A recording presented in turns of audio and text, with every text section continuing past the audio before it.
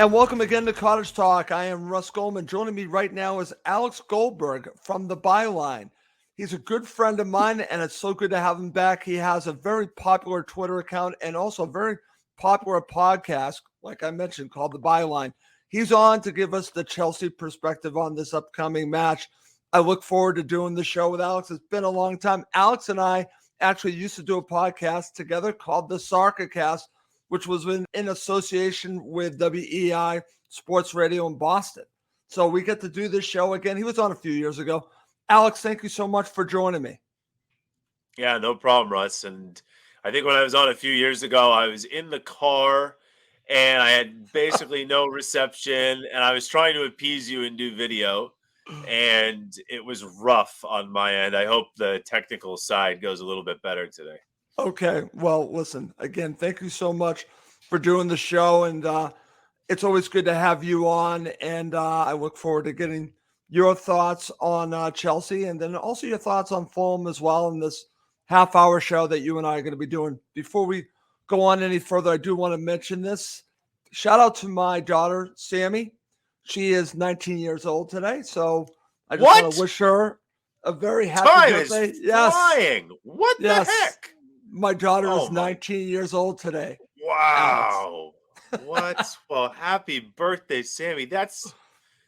We've known each other for a long time then. I know. Goodness. We have known each other for a while, Alex. So I do want to wish her a very happy birthday. Her and I, and hopefully in a few years when she's a junior in college, she's a freshman right now at University of Oklahoma.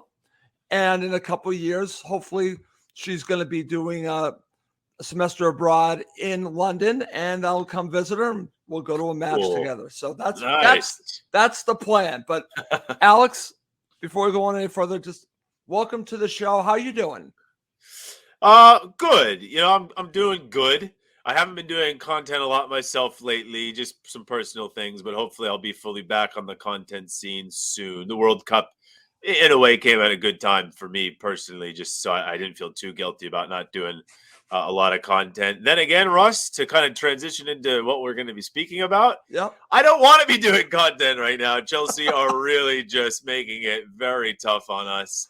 I'll say, though, that when we first met, but then again, I wasn't really doing Chelsea content the way I am, not even close to the way I am now back then.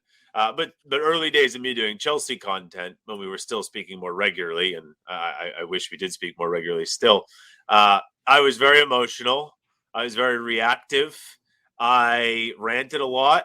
Yes. Even though there were some great teams that I was supporting that, Chelsea were presenting, trophies. So if I took then the Alex Goldberg of that time and put him in this situation now with Chelsea, I wouldn't have any blood vessels left. I'd be hooked up to monitors. I'd be an absolute mess.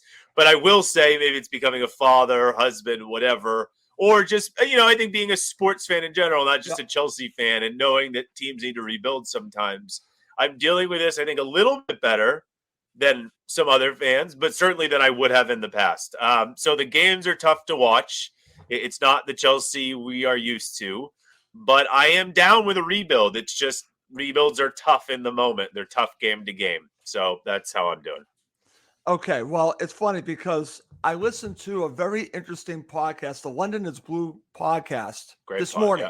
Yeah. I wanted to get their thoughts. And Alex, let's just say they're not very happy at all. And I'll just share some thoughts on what they shared when we get into breaking down the match. But I understand what's going on.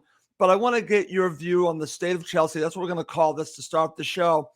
And it's interesting. I've known you for a while now, and Chelsea were in a different place when we first met. Then they went through, I guess you could say, a little bit of a down cycle one year. Then it's been pretty much moving up. But I want to start here because I think this is a huge factor in what's going on with Chelsea. I was thinking about this. When you look at teams that have gone through ownership change, and I'm going to put Fulham in the same boat, Liverpool, Newcastle, and even Man City, that first season, they've all struggled. So I'm going to ask you this. How much do you put this on the fact of just having an ownership change and basically figuring stuff out? Well, I put all of it on that. And the funny thing is like, the people making decisions now, Todd Bowley, Badad Iqbali, clearly Capital, just the new ownership, they're getting the heat for the form, right? Or maybe Graham Potter is, but in a vacuum, who appointed Graham Potter, Todd Bowley and coach. So who's getting the heat? It's them. But who should be getting the heat? And listen, he was an amazing owner for Chelsea. I'm not going to deny that because just of the trophies. But Right. the previous regime, Roman Abramovich and everybody else who is in charge, should be getting the heat. Now, it's not because they were failures. Like I said, they weren't even close to that. They presented us with so many trophies, it's ridiculous. However, it was a short-term type of structure. It was a year-to-year structure. It was a hire and fire structure. We all know this. I mean, everybody knows this about Chelsea. But that wasn't sustainable. That's not sustainable. And then one could say, well, that was sustainable because for 20 years, Chelsea were really, really good and really competitive. Yes, but sports change. They go through trends. And also, the money just gets more and more. And look at Chelsea in the league. Chelsea in the league were really falling off a cliff. It wasn't a short-term thing. Sure, we won the Champions League. That was great. We won the Europa League under Maurizio Sarri. That was great. We get to FA Cup finals and Capital One Cup finals, whatever they are, EFL Cup finals. Sure, fine. But in the league, we hadn't been competitive. We hadn't won since 16-17 with Antonio Conte. And that season, we didn't have European football. So it was really extra easy for us because we could really hunker down. Good friend of ours, Russ, mutual friend, Asmir Begovic, who's on my pod, and you introduced us a long time ago. It's on my pod once a month. He was on that team, that Conte team, and I even got him to admit, like, of course, it was easier for us to compete in the Premier League that season, much like when Leicester miraculously won, because there was no European football. So you could just take your best team, your best 11, and then a few subs, right, if everyone stays healthy, and you focus on the league. And Antonio Conte defines a short-term manager.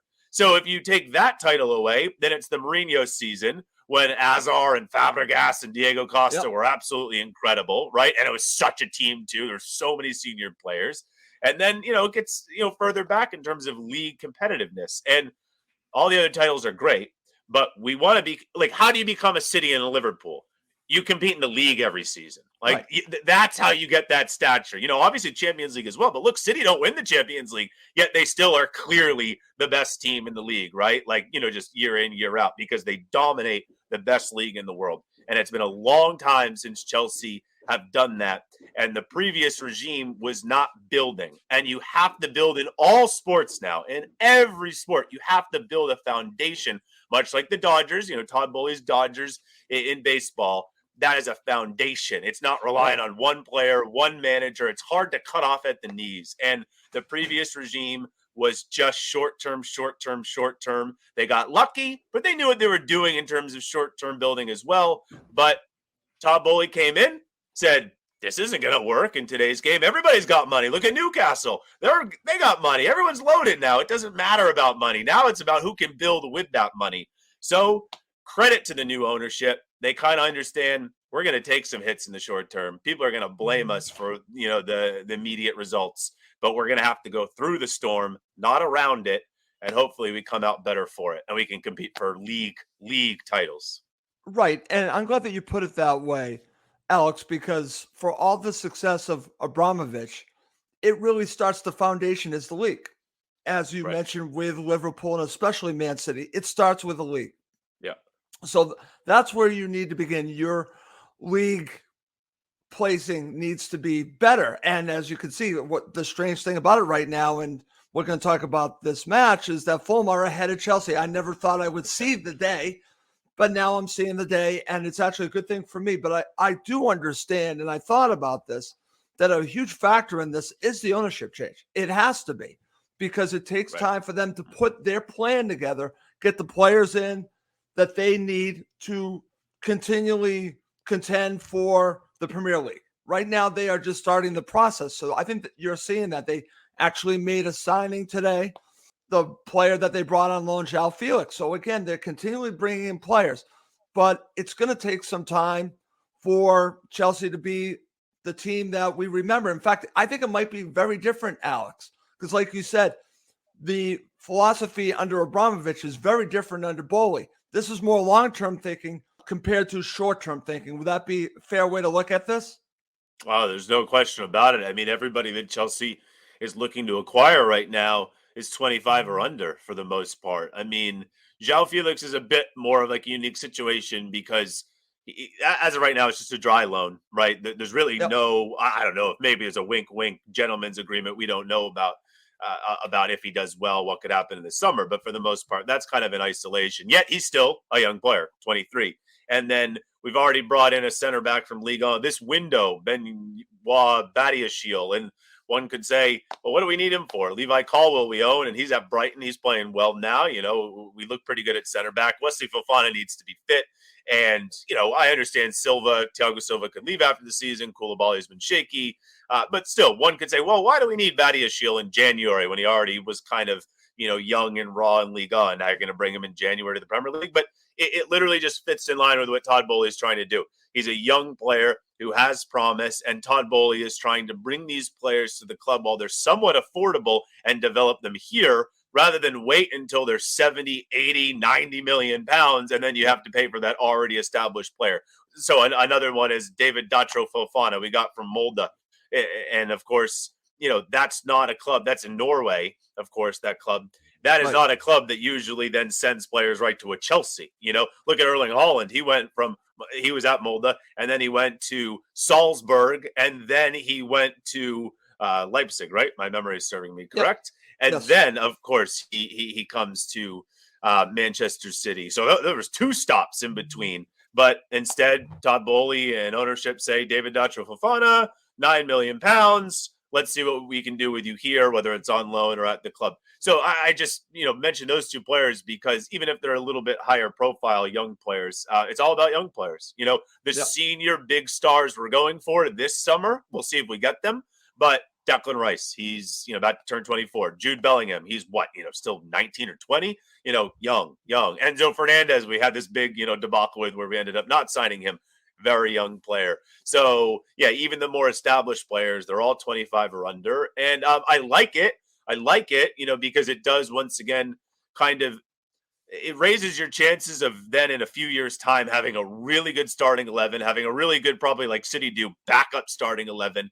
It's just, you know, can you get them all to develop at the same time, or can you at least get 75% of them to develop? And okay, it's fine if some of them don't develop. And then, of course, along the way, you'll need to find your role players, your senior players. Yeah. Every team needs to have that. But yeah, I mean, the previous regime, they didn't really care what age. I mean, the only thing they had that was, you know, somewhat okay that I liked about senior players was, you know, they had a kind of a hard rule about long-term contracts for players over 30. But still, it felt like it wasn't building towards even 3 years out. It was building towards, you know, 1 year out at most. And the last thing I would say is, if you appoint Frank Lampard and you say this is a long-term project and you sack him, and I'm not complaining because we won a Champions League right after, I get it. Right. But if you sack him after a season and a half, then you have no ability to ever be a long-term club because, like, you only appoint Frank Lampard if you actually are going to give a manager like a long-term, you know, chance, if you will. And he wasn't great, but, you know, like, I've seen worse. We've all seen worse as well. And I'm not saying he's doing great at Everton either, but it was just like the old regime wanted to maybe like at least make us believe they could build for the long term, but that was proof in the pudding. They couldn't build for the long term, and is what it is. Okay. And that's going to lead to just talk a few minutes about Graham Potter, because I think this is all part of some kind of strategy, because this is unlike other managers that they have. You can say Frank Lampard, but he's also a former Chelsea player. I think this is a show of the direction that they're going. Now, what's interesting about this, because again, I'm listening to the London is Blue podcast. If you're acting like a Chelsea fan or even the regime from the past, you're thinking, oh, he's going to be sacked soon. Mm-hmm. I'm not so sure about this, because I think they're looking at this long term. They're willing, I could be wrong, but I think Chelsea are going to be with Graham Potter for a long period of time. I think they're willing to see this thing out because this is more long-term than short-term. I could be wrong, Alex, but I could just tell by listening to this podcast that they feel that he might be on borrowed time. I don't see it that way. No, I don't think so either. I mean, I've even done some digging and asked around, and he's here. Like he's not going anywhere. Graham Potter basically, and I understand Chelsea fans who like think like that because they've only known, some Chelsea fans, especially if they're younger, they only know Chelsea one. Excuse me. They only know Chelsea one way. They only know Chelsea as, okay, if a manager really, really struggles, he will be let go. So even though they acknowledge it's new ownership, it's just kind of their reflex to think, yeah, but still, he might get sacked no matter the ownership. But no, this is new ownership, and this was their guy. I mean, you don't sack Thomas Tuchel and appoint Graham Potter when you did, especially if you really aren't committed to the guy you're bringing in. And Graham Right. Potter, I mean, fans just need to think of Graham Potter as a young player. So a young player. So like, they need to think of him as Wesley Fofana, or, if you brought in Enzo Fernandez, or, just any one of these young players that you are going to hope helps you now, but definitely you're going to hope helps you more and more and more and more as they get a little bit more seasoned. So, Yeah. Graham Potter is really supposed to grow with the club. Now, I think he's a strong enough individual and character, and he's got his staff, that he had at Brighton and previous players, where it's not all on him to grow on his own. His staff will grow with the team. And even like, he's got his recruitment people too that are kind of now working with the new structure. So they'll all grow together. But the idea is like he grows as Chelsea grows. And, the only thing I worry about is in the meantime, the same way, like when you rush a player, like I'll use a baseball analogy, and it might not hit for any of your Fulham listeners, but in baseball, like there's minor leagues, right, and there's different divisions of the Right. minor leagues, and ideally, you want to give that player a good amount of time at each minor league destination, right? So like Right. low A, high A, double A, triple A, you want them to really like almost graduate each level, right? But there have been many cases where, like, all right, maybe the big league club really needs that position. And this guy looks really good in double A, or maybe he's in triple A, but he's been there for a week. And the big league club says, I'm calling you up. We're calling you up. Come on. And then it's a rough go of it, right? And one Right. could say, yeah, but they're young. They'll develop up in the big leagues. So the one thing, though, I fear, though, and you've seen this happen with players, on this baseball example is, okay, fine. Yeah, they're going through that adversity with the big league club. And you could say they'll get through it and it'll make them stronger. But sometimes it just kills them and it cuts off their potential, right? Right. Because maybe they get down on themselves and, they just get in their own head and things go the wrong way. They develop the wrong way. Right. I don't think that will happen with Graham Potter, but that's like literally my only worry. Otherwise, I have really a lot of confidence in the guy. I think he's really smart. And I think, he will have a vision that'll eventually be put forth by Chelsea ownership and the people around him. But, if the results just like if we lose to you guys and then we lose to Crystal Palace, and I think we have Liverpool coming up and, they're playing a little bit better these days. If it just gets even scarier than it already has been, recently, could that do a long-term, disservice to Graham Potter and the staff? I don't know, maybe, but no, I think, we're looking at Arteta and Arsenal, and we're looking at the Yeah. proof in the pudding there. He almost was sacked on multiple different occasions, but Same they stuck thing. by It's him. the Yeah, same situation in my yeah, book. It's the same. I'm glad that you brought up Arteta. And listen, it's not like I have a love for Chelsea. I like you. You're my friend, and I want you to enjoy your club. But I'm not a fan of Chelsea. But look at Arteta. I think is a great analogy. That took time, and I think it's the same thing with Graham Potter, my friend. The same exact thing. Okay. yeah. Well, coming up next, Alex and I are going to break down this match, and I'll get Alex's thoughts on Fulham. Okay, Alex, second half of the show, we're really going to talk about the match itself. Before we do, just give me your thoughts on Fulham. I don't know if you've had a chance to watch them at all, and just your thoughts on how they're doing. It's been great for me. I'm curious your view on that. Well, first of all, I know Fulham fans have kind of like a 50-50 opinion on him, it feels like. I even think U.S. men's national team fans have like a 50-50 opinion on him. But I think you might know that, I think he would agree with this. So I'm not, at all saying this out of turn. But Anthony Robinson, kind of a friend of mine these days, really, Yes. really good guy. And, he's a young father. And, we don't always talk football. We kind of share stories with that. So I love Anthony. I understand that maybe with his game, there's an element of like, okay, I'm super athletic, I'm super quick, but could I slow down a little bit? Could I maybe polish up stuff in the defensive area, defensive awareness, even, could I just calm down on a cross every once in a while? But I still think this is a guy that belongs in the Premier League and is a really talented player. And like, you notice him, you always notice Anthony, like he can get up and down. And the one thing I know U.S. men's national team fans have to agree with this, even if like maybe the last moments of the last game, he obviously didn't look great. He gives his all, like, Absolutely. and I would definitely almost like then liken what I just said there about Anthony to Fulham. I just feel like Fulham, and they surprised me from the first game of the season. I remember back in August, Liverpool, where like you guys looked just super on the same page, like everybody was kind of moving in unison. I was surprised by almost how like well rehearsed, even, breaking a press seemed. I feel like you guys had a big opponent first game of the season. I don't know if it was Liverpool. It was Liverpool.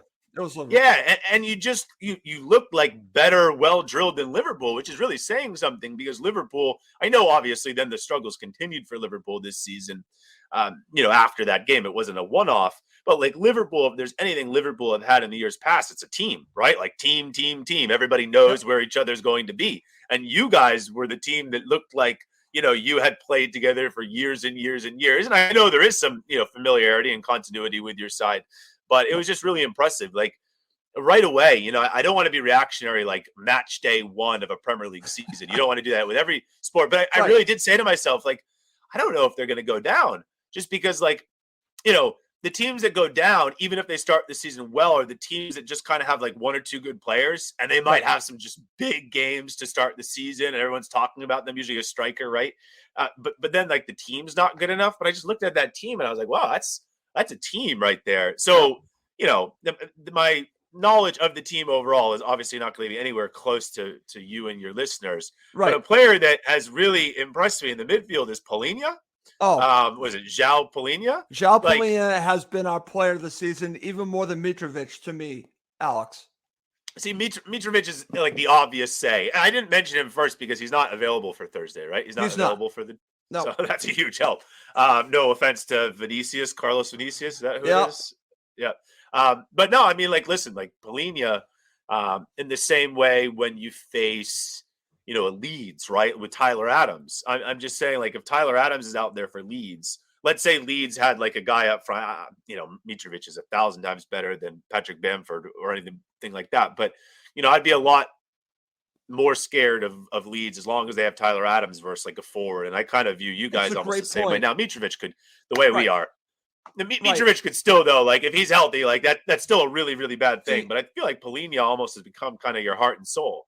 I'm glad that you went there, Alex, because when we talk about this match, when we break down this match and how Fulham need to win this match is in midfield, it's really going to come down to who can control it. And it will come down to Palhinha, because Palhinha really is – everything feeds off of Palhinha. So I'm glad that you said that. And the situation with Tyler Adams is the same exact thing. Tyler Adams did not play against Fulham when Fulham played Leeds, and it showed, because he is the heart and soul of Leeds, similar to Palhinha. So that's actually a very good analysis by you. I do want to mention one other thing, and you probably don't know this, but I actually, over the summer, wanted Fulham to find an upgrade to Anthony. I did, because Anthony is full potential. Well, Alex, I think he's now lived up to the potential and has taken his game to the next level, and I've done a mea culpa on this show and said I was wrong, because Anthony's playing great. And Anthony has been a huge part of Fulham's success this season. So I'm glad that you mentioned him. All right, let's move on. But you got Kurzawa to switch off with him, right? You got Kurzawa now to. We do have Kurzawa, and we'll see how it works out with him. He has barely played. He's been dealing with some injuries, but he's not going to get a chance to play because Robinson has made that position his own. And the partnership with him and Ream on the left as your center back has been fantastic. So, obviously we watched the U.S. men's national team, and that transferred into the World Cup. But let's move on, my friend. Let's talk about key players for this match. I'll give key players for Fulham. You give me key players for Chelsea. Man, I can't believe I'm saying this. I mean, we couldn't be more injured. We're more injured than anyone, Russ. Like, I was going to say, injuries with Chelsea are situation. Yeah, no, but like, so I guess I guess it feeds in. It's almost easy to then pick key players because I almost know who Graham Potter has to choose. We just heard today Pulisic's out for months Yes. plural, and Sterling is certainly out for at least this game, and good handful at the very least. So I got to think, because he didn't start against Manchester City in the cup game on Sunday, I got to think Dennis Zakaria, who we have on loan, is going to start, as he has been starting a lot recently. And I'm not even a huge Zakaria guy. He's been pretty good in his loan lately. Like he has been pretty good. But Russ, he is my first key player simply because he is like our only actual defensive style midfielder. Now, Yeah. obviously, if N'Golo Kante was, healthy, he's his own version of a defensive style midfielder, but he's box to box. He's Kante is so unique. He's never someone you're going to say to sit and kind of just like clean up an area, where Zakaria, he's got some decent footwork and he can maybe progress through the dribble. But at the end of the day, I mean, we have not had a player of that stature who can put in a tackle and just be a presence in the midfield since Nemanja Matic. And Nemanja Matic was incredible for us. That was prime Matic when he was there with Conte and Cesc Fabregas. Zakaria, listen, I don't even know if I want to sign him permanently come the summer, and it's not even that expensive of an option to buy. So I'm not getting ahead of myself. But in the short term, we just look so much better when we have him in the middle of the pitch, because we need a player like that. It's the Premier League. You need a physical player in the middle of the pitch. Jorginho is not what he used to be. Kovacic is, he's a very, very good player, but he's a player who just wants to weave, and he doesn't really want to do much other than just progress with a dribble.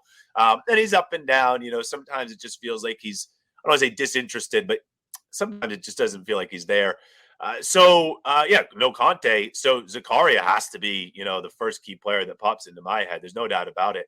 Because he's his own entity in the Chelsea team at the moment. And he's a huge reason why, we're looking for a Declan Rice and players of that nature long term. And, it's tough for me. Like, Aubameyang's available, but, he hasn't been playing lately. And it feels very much like Aubameyang is already, not part of even our short-term plan. He really felt like he was only being acquired because Tuchel was the manager at the time. So I would say that Kai Havertz just de facto is going to need to have a good game. He's going to start again. There's no doubt about it. He's been kind of playing as the striker lately. And if Kai has a good game, that usually means something good for Chelsea. I don't want to, look at the stat because I don't want to be proven wrong, but it feels very much like when Kai gets a goal contribution, Chelsea at the very least get a draw and usually win. And when Kai ghosts, it often feels like the rest of the Chelsea team is ghosted. I could say Mason Mount, but it's just very unclear these days what role Mount's going to be used in. I'm sure he'll start. Once again, he's very important to Potter. And, obviously he has been one of Chelsea's most important players for years now, and I love him.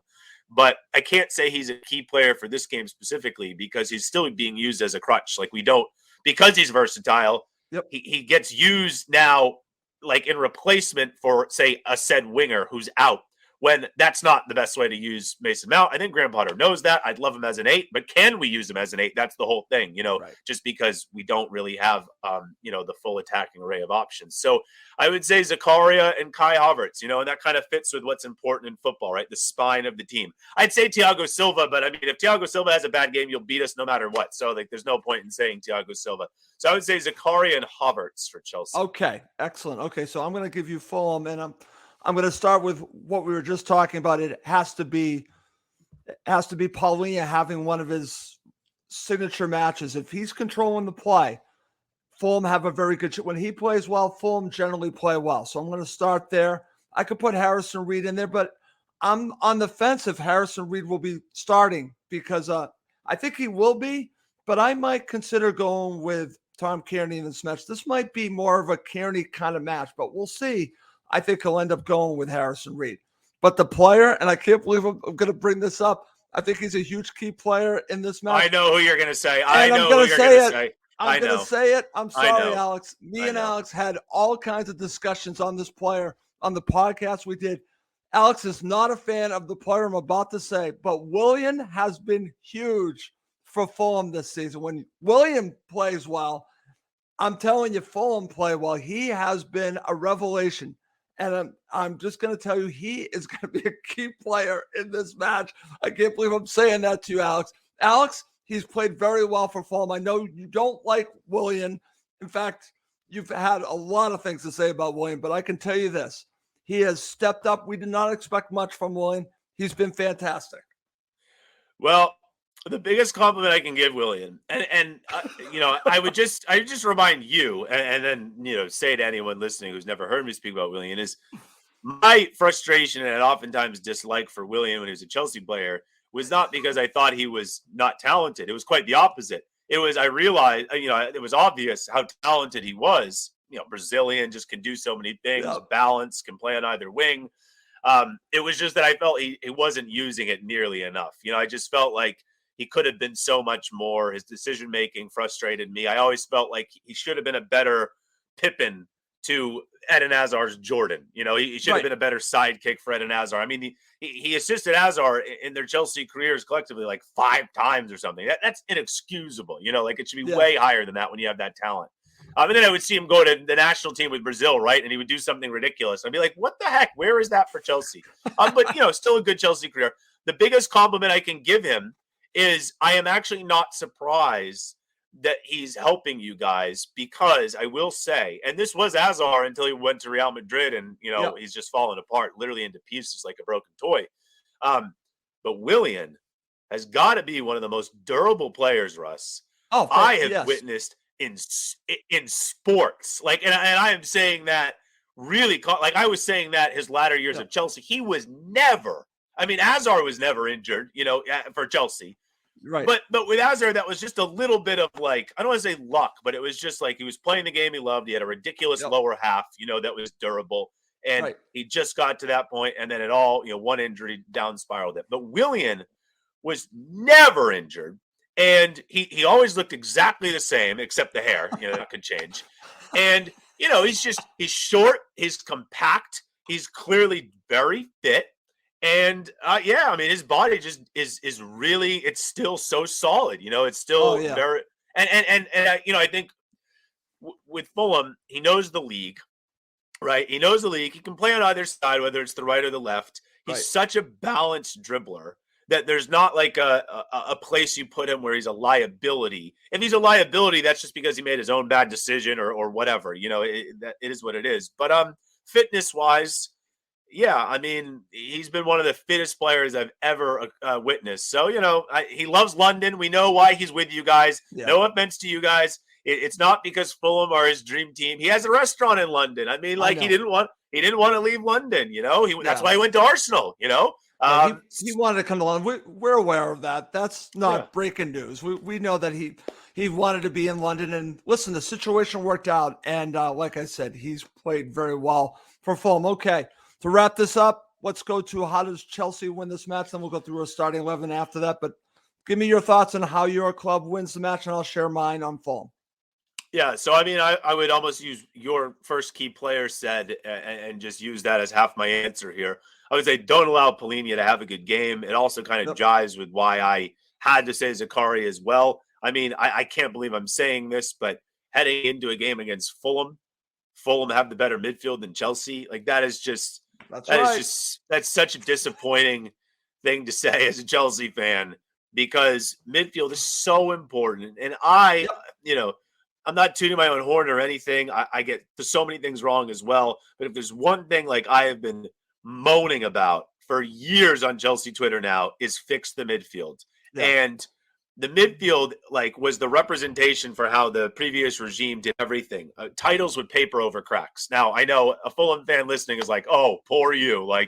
Winning trophies was a problem. Oh, boo-hoo, Alex. But the titles made Chelsea think that they didn't need to address issues. It made them think okay, we're good here. So when we won the Champions League and Jorginho then won the Euros right after, and he was UEFA Player of the Year, and Conte got Conte was high up on the Ballon d'Or list as well, and Conte got, the man of the matches for all those Champions League games, and Kovacic well in his prime playing great football. Chelsea looked at that and said, why would we buy a midfielder? We have Jorginho, Conte, and Kovacic. What do we need to buy a midfielder for? And anyone with a brain could have seen it coming. Conte made of glass these days. Kovacic gets a few muscle injuries a season, and Jorginho, not physical at all. That was his peak, and he's just come down. And then we have no midfield now.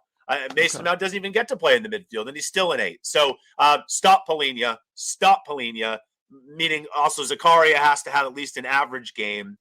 And I would say, this is important. This is a dumb thing to say, but this is really important. We're playing at your place, right? We're Right. playing. I know it's a very short away trip for Chelsea, but it's not with our fans. It's with your fans. We'll have Yep. away fans, but you guys will have the atmosphere and the emotion on your Yes. side. Yes. We cannot let you score early because the way Chelsea are right now, we don't have momentum. We got our heads down. The moment we can have our heads down, we have our heads down. So we can't let you and your fans get the game right away. If you get the game right away, you'll have the game. Yep. We're not that team that fights back necessarily right now. So I would Okay. say stop Polina and hold on. I can't believe I'm saying this against Fulham as a Chelsea fan, but hold on for the first 20, 25 minutes. Stay in the game. Okay. Well, it's funny. You kind of read my mind on how Fulham win this match. It is about getting the early goal. I was already going to say that. But for Fulham, listen, this is a huge match for the supporters, okay? It really is. It's unbelievably, they think, and I agree with them, that this is their best chance to beat Chelsea in years. It's been 16 years, Alex. It's been a long time to win the SW6 Derby. It's a big deal. So that Craven Cottage is going to be, the atmosphere is going to be electric, especially if they score a goal.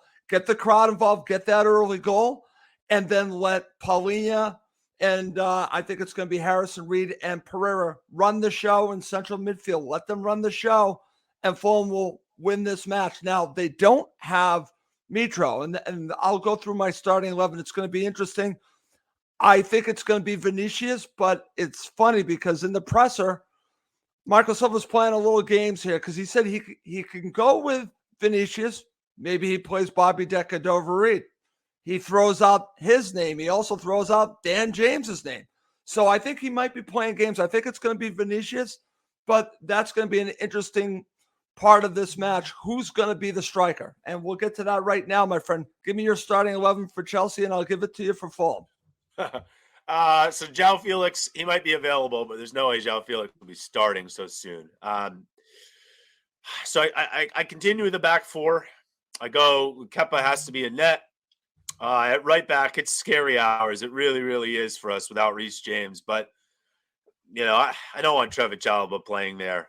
He's not a right back. So I guess Azpilicueta needs to have one of his, nostalgic games. Maybe facing Willian, if Willian plays for you, will fire Aspi up.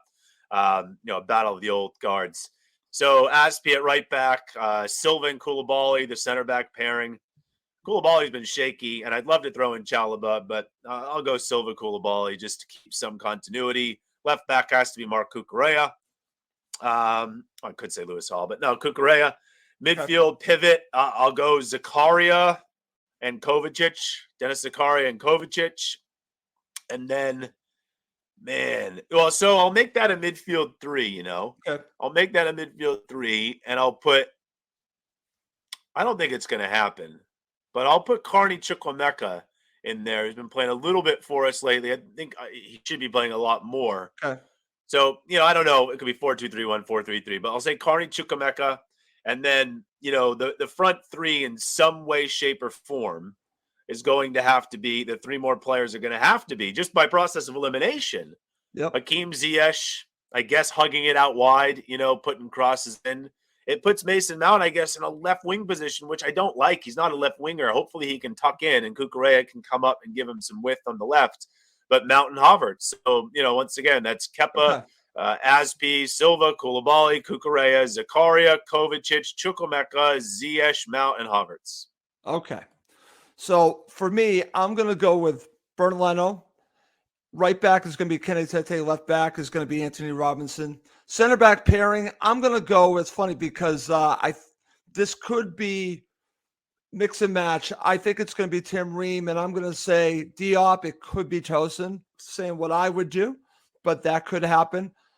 It's going to be definitely Paulina. I'm going to say he's going to go with Harrison Reed. I might go with Tom Kearney. I think this might be more of a Tom Kearney match, but I think he'll go with Harrison Reed. He'll go with Pereira. It's going to be Willian on the left. I'm going to say on the right, this is the interesting one. He might go with Dan James. I know that's a shocker. So I'm going to say Dan James for his pace and Vinicius up front. And there are many Fulham supporters that are not fans of Dan James, but he has a lot of pace. I'm going to say Dan James. We'll see what happens. I don't think Manor Solomon's ready yet to start, but I'm looking forward to him playing for Fulham. That's what I'm going to go with my starting 11. But I could go with Bobby Decker-Dover-Reed up front, or I could go on the right. But I'll go with a game changer that people aren't expecting. I'm going to say Dan James on the right. So you said Willian on the left. So it really is going to be Willian versus Azpilicueta because Azpi's a right back. Yes. Oh, it'll definitely be Willian on the left. That is going to be that's going to be one for the old-time Chelsea heads right there. Like I said, on the right, it could very easily be Bobby Decker-Dover-Reed, but I am throwing out Dan James. I'm just going to throw it out there. I want to give him a shot for his pace against Chelsea. So that's what I want to do. All right, my friend, to end the show, prediction. What's your prediction? Willian brace, Chelsea lose 2-0. Whoa! Well, hold on. Whoa! No, hold on. Oh, come on, Alex. No, I'll say 1-1. Okay. Yeah, 1-1. I'm not kidding. I think Willian scores. Okay. Because football is scripted like that. It's karma. And and for Chelsea, it's gonna be stupid. It's not gonna be someone we want to score. It's gonna be like clean up on aisle 6, Thiago Silva. I love Thiago Silva, but it's not gonna be a goal I feel good about. Yeah, unfortunately. Okay. Dean's going 1-0 to Fulham. I'm going to go 2-1 to Fulham. I'm going to say Willian's going to score, and I'm actually also going to say Andres Pereira is going to score. Andres Pereira has been very good for Fulham. We haven't really talked about him that. So I'm going to say 2-1 to Fulham, but we'll see what happens. Okay. Alex, thank you so much for joining me today. It's been a long time. You and I need to catch up, and just thank you for doing this with me today. Absolutely. It was good to talk football again. I haven't done it really at all on any forum in a little while, so I appreciate you having me on. I don't like the circumstances that the first time we talked in a long time, you guys are a better team. You have Willian making me afraid. I don't like the conditions. We'll have to talk Patriots soon off air, but no, I really appreciate it, Russ. Great fun. Okay. Excellent. All right. Well, listen, it's been a pleasure having Alex on. He is a good friend. We haven't talked in a long time, so it's wonderful to have him on. Do want to mention before we go, please do subscribe on YouTube and Apple Podcasts. It does help other Fulham supporters find us. We really appreciate that. So thank you if you do that. Well, that's going to do it for this episode of Cottage Talk. For my very special guest, Alex Goldberg, I'm Russ Goldman. Thank you as always for watching and listening to Cottage Talk, now part of the talkSPORT Fan Network.